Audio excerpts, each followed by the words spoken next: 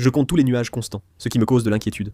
La politique taïwanaise est actuellement plongée dans un conflit intense. Pour la première fois dans l'histoire constitutionnelle de Taïwan, une motion de destitution visant le président en exercice a été soumise au vote de la session plénière du yuan législatif. Le vote s'est déroulé par appel nominal, et la motion de destitution a été rejetée avec 56 voix pour et 50 voix contre. Ce jour-là, 106 des 113 membres du yuan législatif ont voté.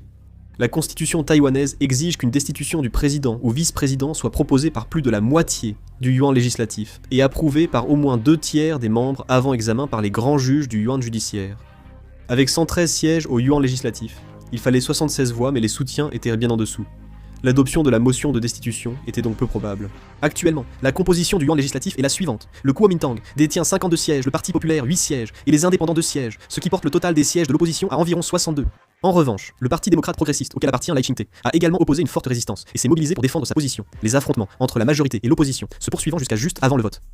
La destitution illustre un conflit direct de compétences entre le yuan législatif, le yuan exécutif et le bureau présidentiel, dépassant la simple querelle politique. Le conflit a commencé avec l'amendement de la loi sur la répartition des finances publiques adopté l'an dernier par le yuan législatif. Le projet de loi visait à ajuster la répartition financière aux gouvernements locaux. Mais la situation a empiré quand le Premier ministre Geo Longta a refusé de signer. L'opposition accuse le yuan exécutif de neutraliser la décision législative. Le Kuomintang et le Parti du peuple ont lancé la procédure de destitution contre le président Lai Ching-te, l'accusant de nuire au pouvoir législatif et à l'ordre constitutionnel. La motion de destitution a été rejetée, mais la crise politique devrait se poursuivre.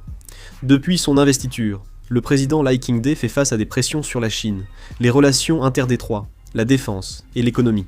Avec le yuan législatif dirigé par l'opposition, les affrontements entre exécutif et parlement devraient se répéter. Si d'autres nouvelles arrivent, je réaliserai une vidéo et la mettrai en ligne. Je vais terminer la vidéo, merci. Là